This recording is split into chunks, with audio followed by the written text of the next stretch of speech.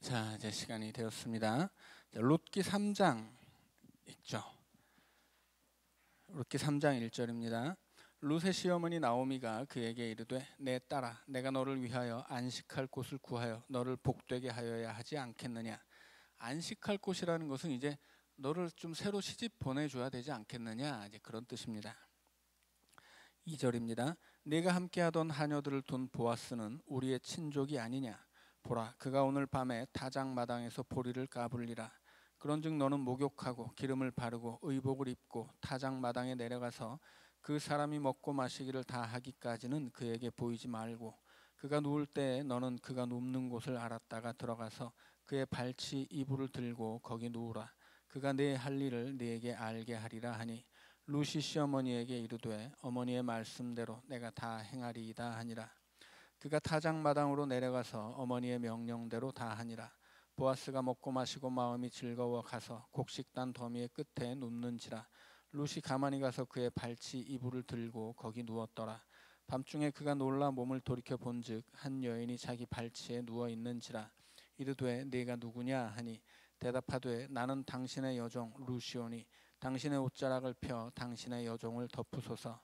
이는 당신이 기업을 물을 자가 됨이니이다 하니, 그가 이르되 내 딸아 여호와께서 네게 복 주시기를 원하노라.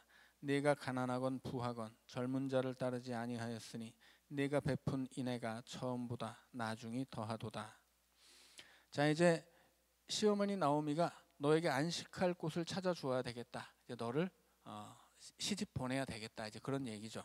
그래서 이제 작전을 짜는데 너 꽃단장하고 보아스를 찾아가라. 그런 이야기예요. 그래서 우리 보아스가 오늘 보리를 타작할 텐데 보아스의 눈에 띄지 말고 있다가 보아스가 잘 때 보아스한테 가라. 그러려면 어떻게 해야 돼요? 그날은 일을 하지 않는 거죠. 그래서 꽃단장을 하고 낮에 숨어 있다가 보아스가 열심히 일하고 밤에 이제 타작까지 마친 다음에 타작 마당에서 잘 때 그의 발치 이불을 들고 거기 이제 눕습니다. 그건 뭐냐면 나를 받아주시라는 뜻이죠.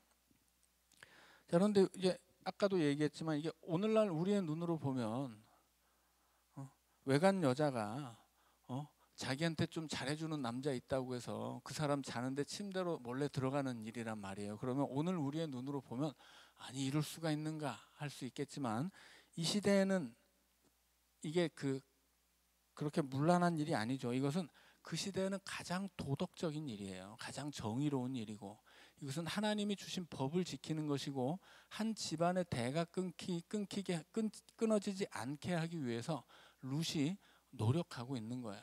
실제로 보아스는 이 룻을 소녀야라고 부르죠. 나이 차이가 많이 나는 사람이에요. 그래서 나이 차이가 많이 나는 아버지 뻘의 사람인데도 불구하고 이 룻이 어머니의 명령에 따라서 보아스가 자고 있는데 가서 나를 당신이 우리의 그 기업 물을 자이니까 나를 받아주시오, 이걸 요구하거든요.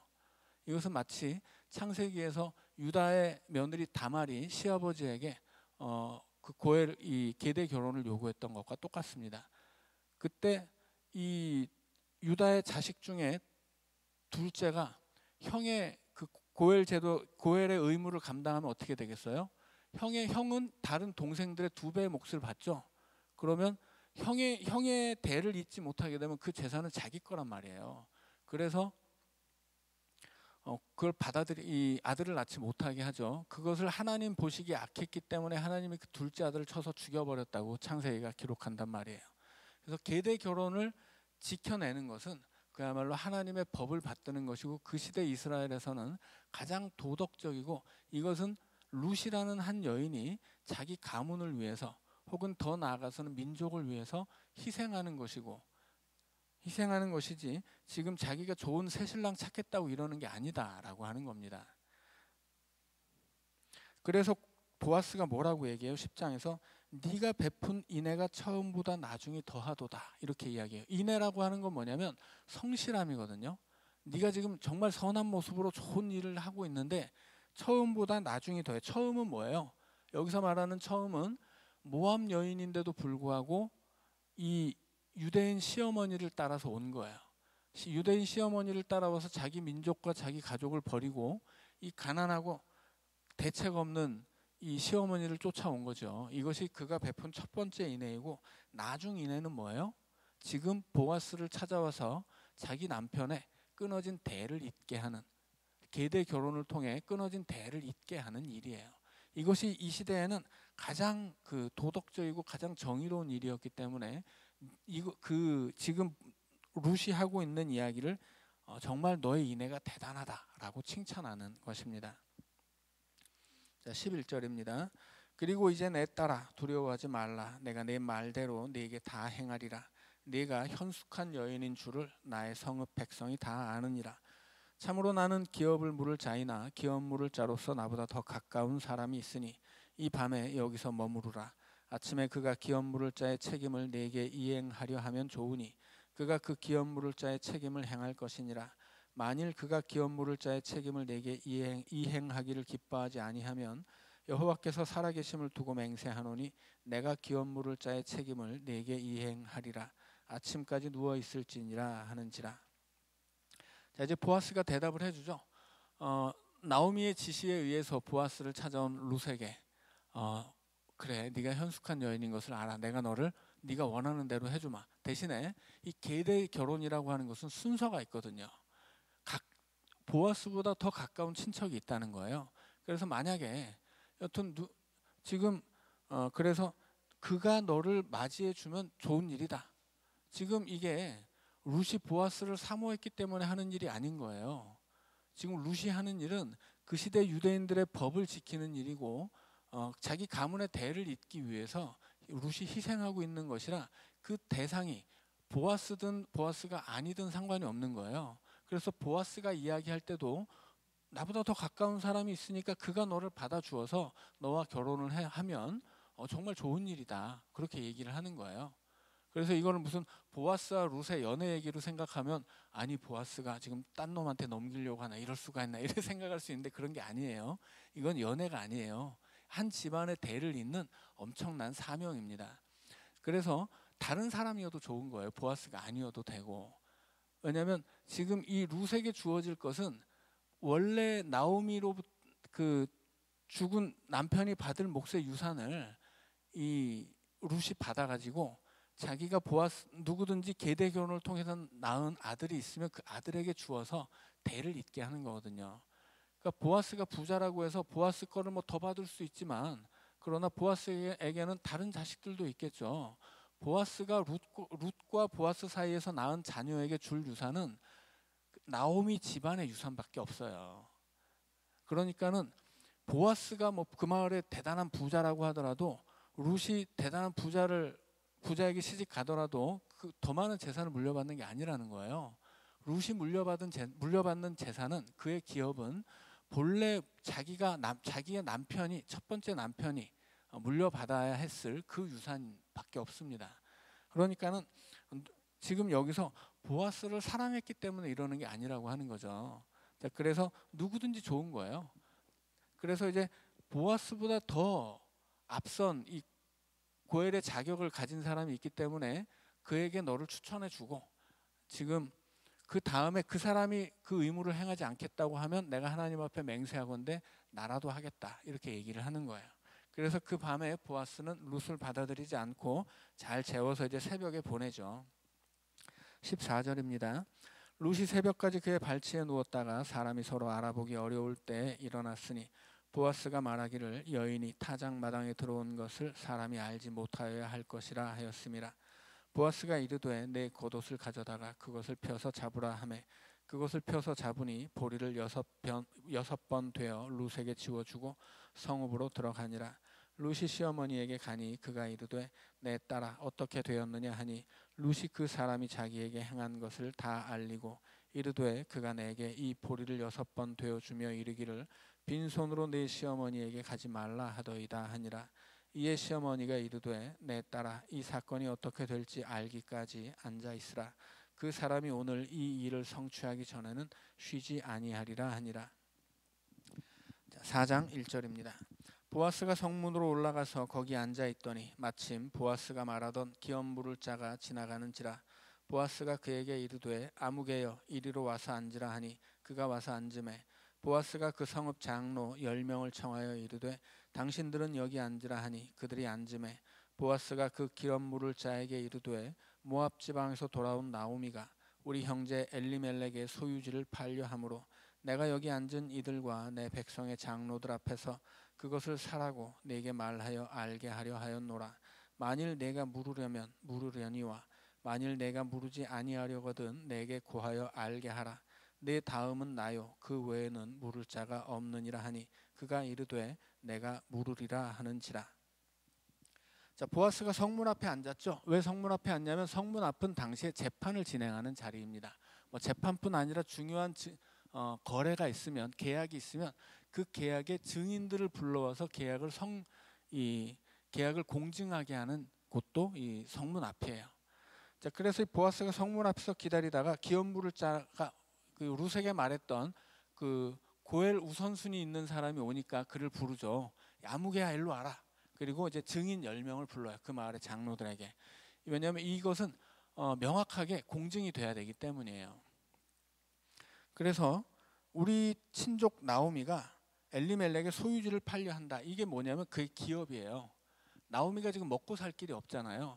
그러니까 기업으로 물려받은 유산을, 그 땅을 팔려고 하는 거예요. 그럼 이걸 누가 사줘야 돼요? 고엘이 사줘야 돼요. 남에게 팔면 그 값을 대신 치르고 찾아줘야 되고, 지금 팔려고 하니까 값을 치러줄 사람을 찾는 거예요. 근데 결국 이것은 희년이 되면 어떻게 돼요? 희년이 되면 조건 없이 돌려줘야 돼요. 그렇지만 이 산 소유권이 희년이 될 때까지는 그 값을 주고 산 사람에게 있어서 그때까지는 여튼 자기가 이 땅을 개간해서 충분히 이제 농사지어서 이익을 얻을 수 있는 거죠. 아무튼 이 고엘 제도에서 그 기업을 대속해 주는 것, 값을 치러 주는 것은 그 시대 이스라엘 안에서 가족들 중에 친족에게는 굉장히 중요한 의무였기 때문에 이 의무를 이행하겠다고 얘기를 해요, 이 사람이. 자, 그런데 땅만 사는 것이면 하겠다고 했는데 또 다른 얘기가 있죠. 자, 5절에서 이제 이어집니다. 보아스가 이르되 내가 나오미의 손에서 그 밭을 사는 날에 곧 죽은 자의 아내 모압 여인 루색에서 사서 그 죽은 자의 기업을 그의 이름으로 세워야 할지니라 하니. 자, 무슨 얘기예요? 밭을 사는 것은 밭만 사는 게 아니다. 이것은 지금 그 집안에 대가 끊어져 있기 때문에 네가 밭을 사면 고엘이 그 집안의 고엘이 되는 것이고, 밭값만 지불해 주는 것이 아니라 네가 그 집안에 남편 죽은 이 며느리를 네 부인으로 들여서 네가 그 집안의 대를 잇게 해야 된다. 이렇게 얘기해 주는 거예요. 자, 그런데 희년이 올 때, 희년은 몇 년에 한 번씩 옵니까? 70년이에요. 70년인데 이스라엘에서 한 세대는 30년입니다. 그 시대 평균 수명이 30에서 크게 벗어나지 않아요. 40만 돼도 장수하던 시대예요. 그러니까 희년이 올 때까지 내가 어떤 밭을 샀는데 이 밭을 희년에는 돌려줘야 돼요. 그런데 희년이 작년에 희년이었으면 69년 뒤에 다시 희년이 오는 거죠. 그러니까 그때까지 두 세대가 지나가야 밭을 돌려주는 거예요. 그러니까 그때까지는 내 것이죠. 그러니까 이것은 뭐 크게 손해가 아니라는 이야기예요.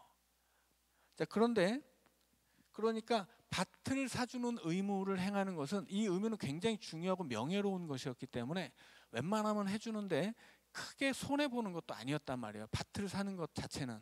그런데 지금 따라오는 조건이 뭐예요? 이건 밭만 사는 게 아니라 계대 결혼까지 해줘야 돼. 그러면 너는 네가 산 밭은 네 것이 아니고 네가 맞이하는 부인이 낳은 아들에게 그대로 줘야 되는 거야. 이렇게 설명한 거예요. 그랬더니 이 사람이 뭐라고 그래요? 그럼 나 안 할래. 그렇게 얘기하는 거예요. 자, 6절입니다. 그 기업 물을 자가 이르되 나는 내 기업에 손해가 있을까 하여 나를 위하여 물으지 못하노니 내가 물을 것을 네가 물으라. 나는 물으지 못하겠노라 하는지라. 옛적 이스라엘 중에서 모든 것을 물으거나 교환하는 일을 확정하기 위하여 사람이 그의 신을 벗어 그의 이웃에게 주더니 이것이 이스라엘 중에 증명하는 전례가 된지라. 이에 그 기업 물을 자가 보아스에게 이르되 내가 너를 위하여 사라 하고 그의 신을 벗는지라. 자, 여기서 신을 벗었다고 하죠. 이 신을 벗었다는 것은 뭐냐면 고엘 의무를 지지 않겠다는 표시예요. 그래서 고엘의 의무는 이것을 졌을 때 굉장히 큰 명예가 그에게 돌아가는 것인데, 반대로 이 고엘의 의무를 지지 않으면 수치를 당하는 겁니다. 그래서 그런데 고엘의 의무를 지지 않겠다고 할 때 이렇게 신을 벗어서 주는 거예요. 그런데 이게 여기서는 지금 자기가 스스로 벗어서 보아스에게 지금 주고 있는데, 원래는 남이 그의 신을 벗어서 던져버립니다. 그래서 고엘 제도의 의무를 지지 않는 사람들은 그 시대 이스라엘에서는 신 벗김을 당한 자, 그렇게 불렀어요. 이것은 사실은 굉장히 수치스러운 일이었어요. 그러니까 우리 친족 중에 누구를 돕는 것이 너무나 당연한 시대였는데 그 친족을 돕지 않은 거예요. 그래서 이 신을 벗겼다라고 하는 것은 에이 저 부끄러움도 모르는 놈, 저 수치스러운 놈, 이런 욕을 먹는 거예요. 근데 그런 욕을 먹더라도 이 사람은 크게 손해를 받기 싫은 거죠. 밭대로 돈을 다 지불해주고 그것을 내가 새로 부인을 들여서 아기가 태어나면 그 놈한테 그대로 줘야 되잖아요. 그러니까 이거 하기가 싫은 거예요. 그래서 좀 수치를 당하더라도 나는 안 할란다, 그렇게 거절을 합니다.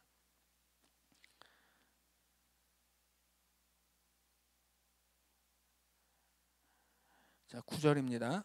보아스가 장로들과 모든 백성에게 이르되 내가 엘리멜렉과 기럨과 말론에게 있던 모든 것을 나오미의 손에서 산 일에 너희가 오늘 증인이 되었고, 또 말론의 아내 모압 여인 룻을 사서 나의 아내로 맞이하고.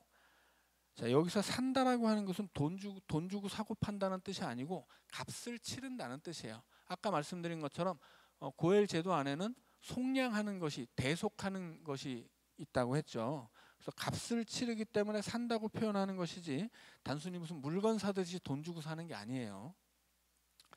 자, 또 말론의 아내 모압 여인 룻을 사서 나의 아내로 맞이하고 그 죽은 자의 기업을 그의 이름으로 세워 그의 이름이 그의 형제 중과 그곳 성문에서 끊어지지 아니하게 하매 너희가 오늘 증인이 되었느니라 하니, 성문이 있는 모든 백성과 장로들이 이르되 우리가 증인이 되나니 여호와께서 네 집에 들어가는 여인으로 이스라엘의 집을 세운 라헬과 레아 두 사람과 같게 하시고 내가 에브라데서 유력하고 베들레헴에서 유명하게 하시기를 원하며 여호와께서 이 젊은 여자로 말미암아 네게 상속자를 주사 네 집이 다말이 유다에게 낳아준 베레스의 집과 같게 하시기를 원하노라 하니라.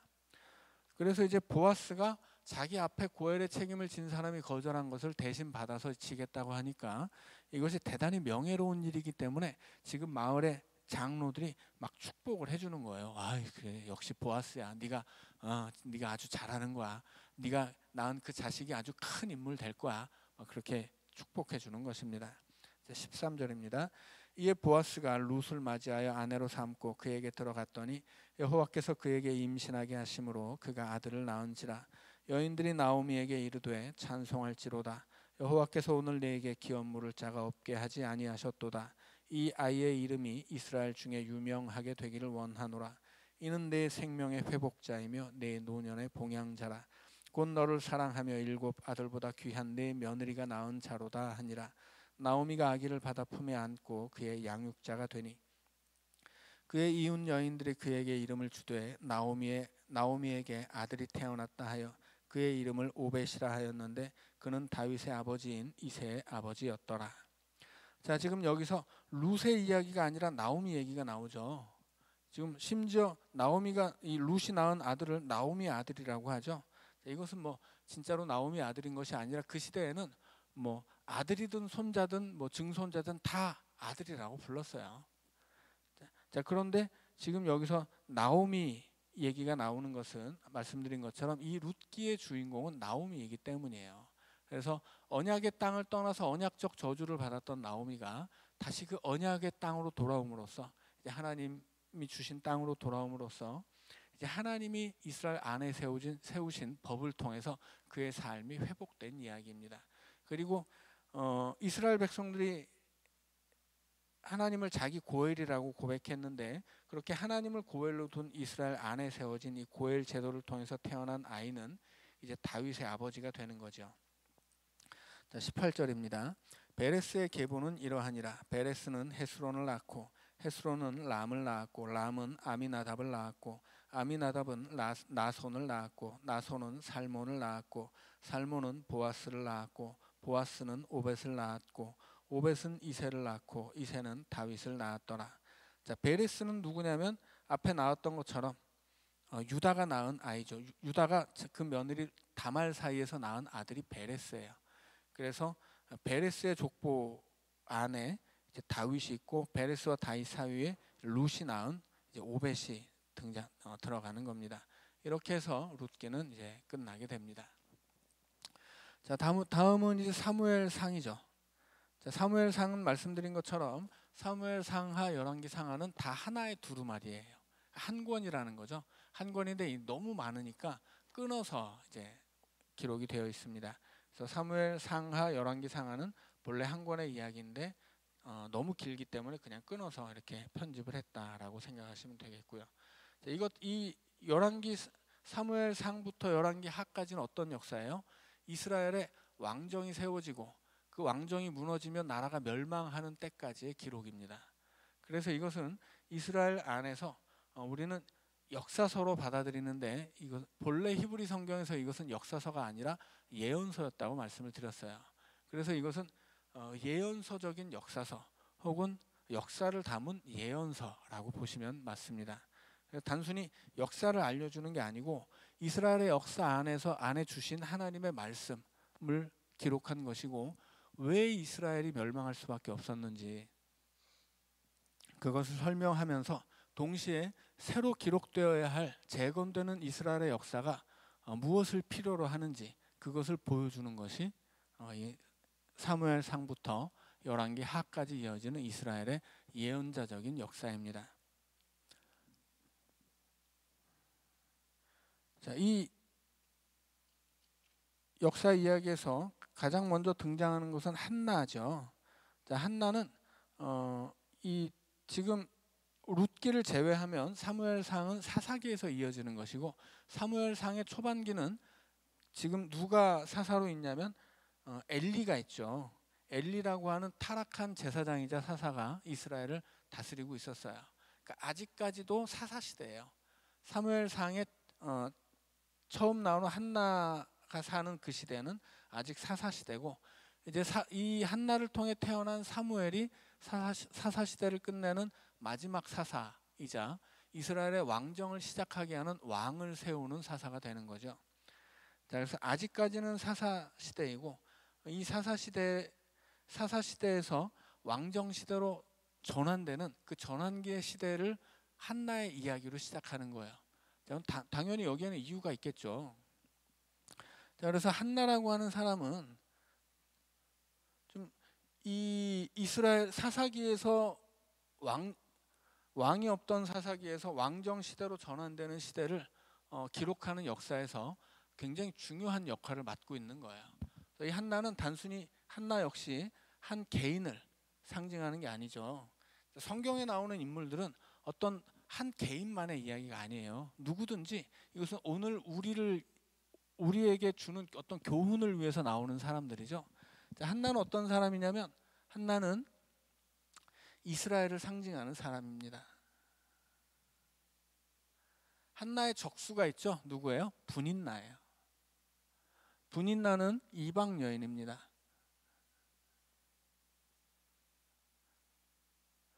그런데 이 이방 여인 분인나에게 한나가 괴롭힘을 당해요. 왜냐하면 아들이 없기 때문이죠. 자식이 없다라는 것은 이 시대의 여인들에게는 저주입니다. 죽는 것보다 더 괴로운 일이고 이것은 그 무엇보다도 수치스러운 일이에요. 자식이 없다는 것은 그냥 그 인생은 망했다는 뜻이에요. 이 시대에는. 이것은 뭐 여인만이 아니라 남자도 똑같습니다. 그래서 여자가 아이를 낳지 못하면 당연히 첩을 들여서 아이를 낳게 했어요. 그래야 대를 이을 수 있으니까. 만약에 첩을 들였는데도 못 낳으면 어떻게 되는 거예요? 그때는 남편도 저주받은 인생이 되는 겁니다. 그래서 그 시대에는 자식이 없다, 대를 잇지 못한다, 이것은 그 무엇과도 바꿀 수 없는 저주이고 이것은 그 자체로 그 인생이 실패했다는 뜻이에요. 그래서 한나는 굉장히 괴롭죠. 분인나 앞에서 맨날 조롱을 당해요. 이것이 바로 그 시대 이스라엘의 모습이라고 하는 거예요. 원래는 하나님의 복을 받아서 막 이렇게 기쁨을 누리고 행복하게 살아야 되는 것이 이스라엘인데 저주받은 인생이 된 거죠. 왜냐하면 하나님을 떠났기 때문이에요. 그래서 한나가 그 자신의 저주받은 인생을 어떻게 해결해요? 하나님 앞에 부르짖어서 해결하죠. 하나님 앞에 부르짖고 하나님 앞에 언약을 지키면서 해결이 돼요. 그래서 한나의 이야기는 이스라엘의 이야기다라고 하는 겁니다. 근데 한나에게 이 분인나라는 아주 왼수 같은 이 첩이 있죠. 근데 이 분인나만 왼수 같은 사람은 아니라고 예전에 말씀드렸어요. 이렇게 언젠가 제가 설교 때 이 한나 얘기를 했었는데 한나에게 원수는 분인나만 아니라 그 남편이기도 했어요. 그리고 이제 엘리 제사장이기도 했죠. 자, 사무엘상 시간이 좀 애매하긴 한데, 자, 사무엘상